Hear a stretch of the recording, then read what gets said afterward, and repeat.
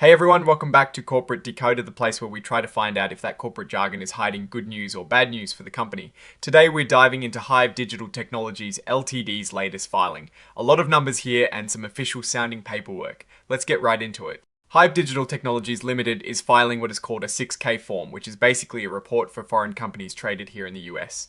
They're telling us about their financial results for the 3 months that ended on the 30th of September 2025. Before we dive into the numbers, if you find value in these deep dives into company reports, please hit that subscribe button. Also, we have a growing community on Discord where we discuss these filings and more. You can find the link in the description below. Alright, we are looking at the financial statements for the 3 months that ended on the 30th of September 2025. This gives us a snapshot of how HIVE Digital Technologies was doing during that period. First up, total revenue. For the 3 months ended the 30th of September 2025, this figure stood at $22,200,000.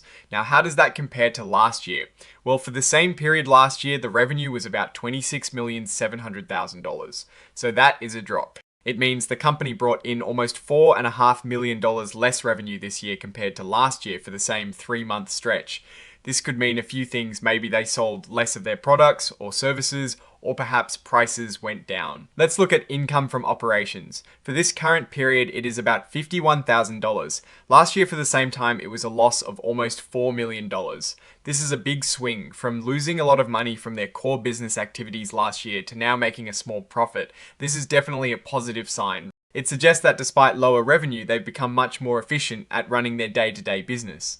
They've either cut costs or increased profitability on what they are selling. Now let's check the bottom line net income for this quarter. It is a positive $2,500,000. Last year for the same period, it was a loss of over $13 million.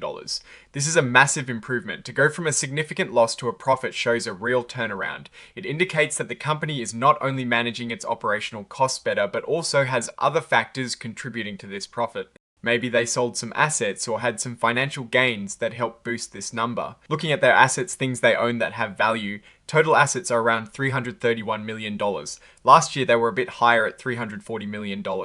This slight decrease in assets might reflect them using up some resources or perhaps selling off some older equipment. On the other side of the coin, liabilities, things they owe to others, are about $139 million. Last year, this was around $146 million. So they have managed to reduce their debt or other obligations slightly, which is usually a good thing. And finally, shareholders' equity, which is basically the owner's stake in the company, is $191 million. Last year, it was $193 million. It is pretty stable. Now, this next document, the Form 52 to 109F2, it's a certification of interim filings. Think of it as the CEO and CFO officially saying, you know what, everything in this report is true and accurate to the best of our knowledge on the 14th of November 2025. It is a way for the top bosses to take responsibility for the financial information being put out there.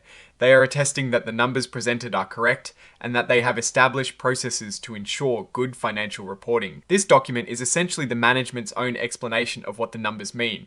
They discuss the company's performance, their challenges, and their future outlook. It is their chance to tell the story behind the financials.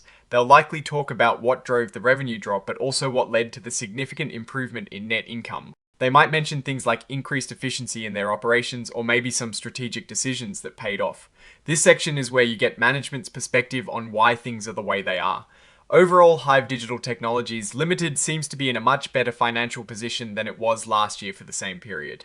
While revenue is down, the ability to turn that revenue into profit has significantly improved. They have gone from posting large losses to showing a healthy net income. This indicates some strong operational improvements or financial management strategies at play. The slight decrease in assets and liabilities suggests some balance sheet adjustments that haven't negatively impacted their overall financial health. The company is clearly working towards profitability and appears to be making good progress on that front. Alright, that is our breakdown of HIVE Digital Technologies' latest filing. What is your take on these numbers and what they signal for the company's future? Do you think the improved profitability will continue, or was this a one-time boost? Drop your thoughts in the comments if this analysis was valuable. Hitting that like button really helps, and subscribe for more deep dives into corporate finance. Don't forget to check out our Discord channel linked in the description for ongoing discussions. Thanks for watching. See you next time.